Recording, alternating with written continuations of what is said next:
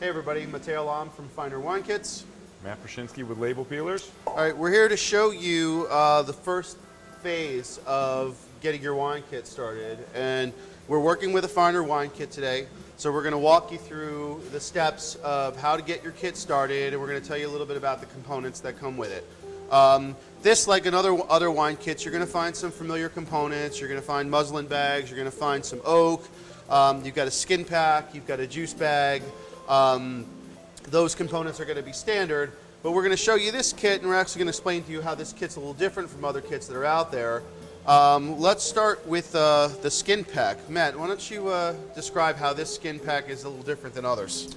So typically on a lot of wine kits, the skin pack comes in as a puree, almost a paste. They've concentrated things. These are just straight, fresh skins.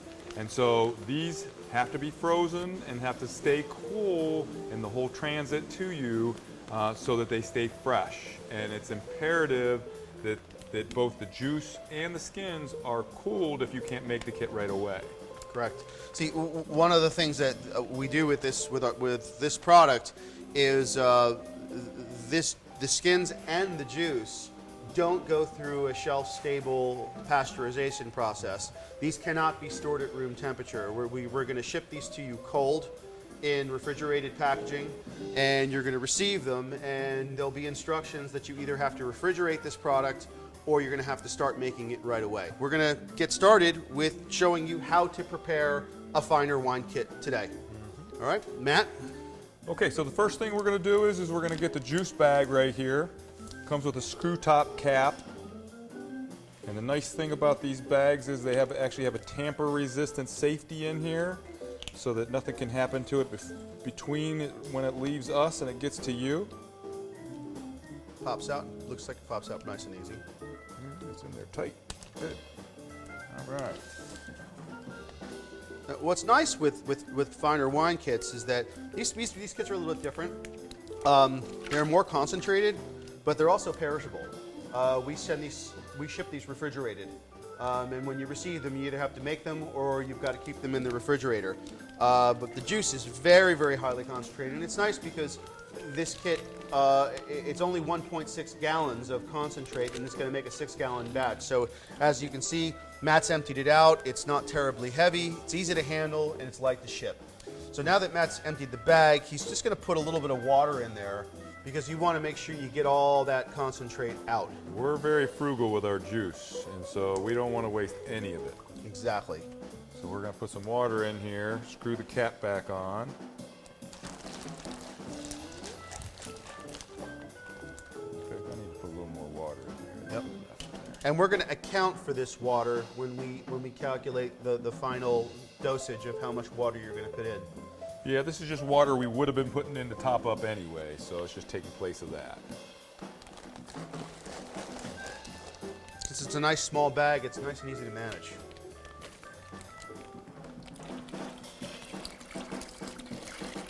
There you go. Yeah, you know you've rinsed your bag out well enough. When you can see through it. When you can really see through it and you see that everything's out. Okay, yeah, get that out of here. Okay. So now we're going to want to top it up to the 6-gallon mark. If you're using one of our buckets, and you can find these at the link below in the video, this is product number 5115. You want to go about 1/8 of an inch below the ridge line inside the bucket to hit your 6-gallon mark. Now, a lot of people for years and years said it was that ridge line, but that tends to be a little bit over 6 gallons, and we're trying to be precisely 6 gallons. So you want to go 1/8 of an inch below that 6-gallon mark. And also, just to make a point about measurements, the size of the portion of the juice concentrate that you get is calculated to make a 6-gallon batch. So that's 1.6 gallons, and you're going to add approximately 4.4 gallons of water to get yourself up to 6 gallons. But as Matt said, that reference to the ridge line where you're a few millimeters below it is also a good reference. But as we go, we're also going to do a hydrometer reading of this to just really fine tune it, because it's really important when you're adding your water that you get to exactly the right amount of of water. What we might want to do, Matt, is let me stir this really well. One thing you got to do with these kits is you got to stir it well because that concentrate's thick. And if you're going to take a hydrometer reading for this, you need to make sure it's mixed well because the concentrate will sit on the bottom if you don't stir it up really well. So you want to do a hydrometer reading quickly and see where we're at? Yeah, let's get to the 6 gallon mark first. Yes.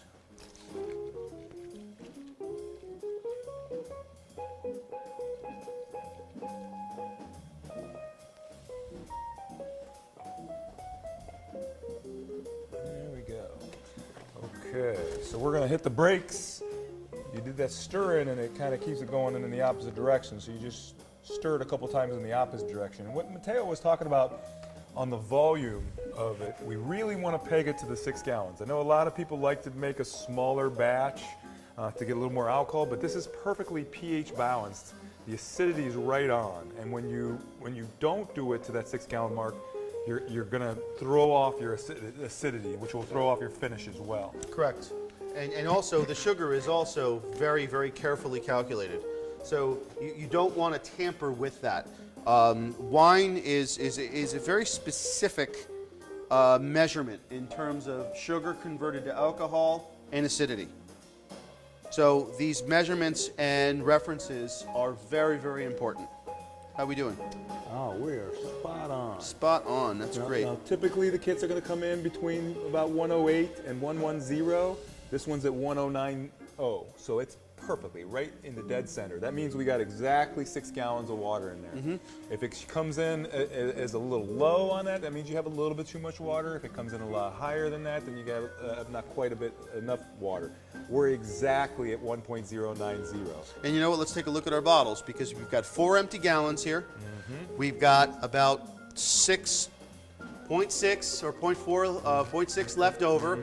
And it's exactly the right amount. So it's very, very calculated. So make sure you follow the instructions because having sugar that's too high or too low is going to be a problem.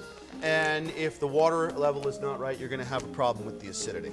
Okay, so now we're ready to add our skins pack in. If you could do the honors of cutting that for me. And I'll get the muslin sock ready. And we've been sterilized our hands and all this equipment before we started this process. As we say, as you're going to find out in our other videos, that we are going to continue to keep emphasizing sterilize, sanitize. Sterilize is the wrong word. Sanitize. You have to sanitize everything. So what I'm going to do is I'm actually going to set this so it can lean here a little bit. What you're going to have to do with these is you're going to have to put these in by hand because it's not a paste like Matt said. So you can just fill these like so. They're relatively dry to the touch too. And the skins are going to give you structure. They're going to give you tannins. It's going to give you good color. And aromas. Yes. You know, kits make great wine. The problem is they don't have the aromas you get from a lot of commercial wines, and these skins give you a lot of those aromas. You can smell them too. They got a really potent smell to them. Now, one important thing while we're filling these bags along this process is every day, twice a day, you should be sterilizing your hands and getting in there and punching the cap down. Yes. And that's the cap is what we call the skins. They float. They become buoyant. And so when you first put it in here, you're gonna treat it like a tea bag. So we're gonna tie it in a knot, and we're gonna dip it up and down to get it filled up with wine in there. You can see the bag expanding from there too. Yep, you can. All right. Another thing that happens is as you're fermenting, the wine is going to release gas. So what's going to happen is that's going to push that skin bag to the top. So that's another reason why you have to punch down. So we're going to fill this other bag for you now. Skins have such a lovely smell. You could probably just pour the rest of those in there. That's probably a good idea. Let's try that. Down to the bottom. These are so much easier to handle than those paste skins. They're much easier to work with, and you get everything out too. So you see the bag's pretty much dry. And this one's a little less full than the other. So, you know, the kit provides 2 muslin bags, so you can split them up. You might want to, you don't have to necessarily worry about making them even. Just fill them to the point where you can tie them easily. There we go. Okay, so those are submerged. Okay, so now the oak chips, there's no need to have a muslin bag for the oak chips. They're gonna float at first. We're gonna stir them just to get them wet, but after about 24 to 48 hours, they're gonna be what we call wine logged, where they'll soak so much wine into them they won't float anymore. By the time your batch is done, they'll sink to the bottom. Mm-hmm. That's exactly right.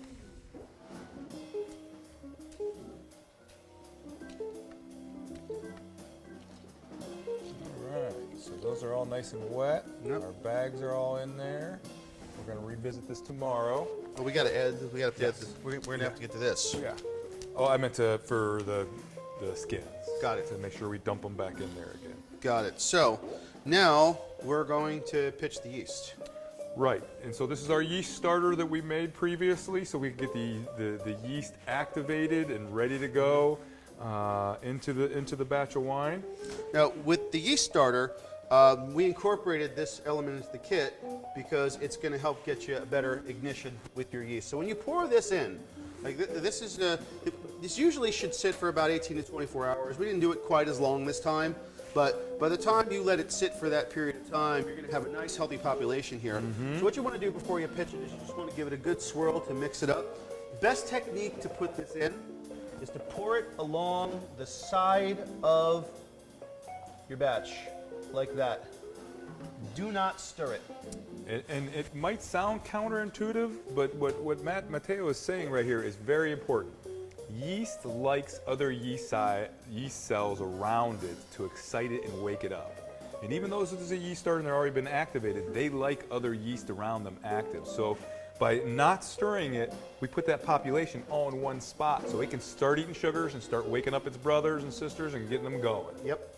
And they will spread on their own through the juice. They're going to be searching for sugars. Because they're looking for sugars. Now that we've pitched the yeast, there's another link on the page that you should watch because we show you how to prepare the yeast starter. It's a component that comes with the kit. And as we said before, make sure you follow us, make sure you subscribe to our page. So, because there's going to be other videos that are part of this whole kit presentation that you should be watching. And you should also subscribe to labelpeelers.com also. There's another step that's going to come here, but we're not going to do it yet because we have to wait. Your kit also comes with a yeast nutrient. And the nutrient's really important because the yeasts that are used for wine usually are very nitrogen hungry. So you have to provide them with nutrient. It's a double dose. You'll put half of it in, and then in our instructions, it tells you when to put the other batch in. If you split it at different points of the fermentation process. But the nutrients is a great way to make sure your yeast has the proper energy. Vitamins to finish fermentation. Yeah. Because if yeast gets stressed, the problem you run into is sometimes you can get bad smells. It produces off flavors that you do not want. So we include that with the finer wine kits to make sure that your yeast does the job it needs to do and it gets to the end. Mm-hmm. All right, well that's the end of stage 1. If you found this useful, please like this video at the link below so your other friends can learn about it. Yep. Make sure you subscribe. Visit finerwinekits.com for more tutorial videos. Like us on Facebook, Instagram, and Twitter. All right. All right. Top this airlock up. You want to fill the airlock up halfway. Some people will put some sulfite in here or some alcohol. The one thing that we're just using plain water here.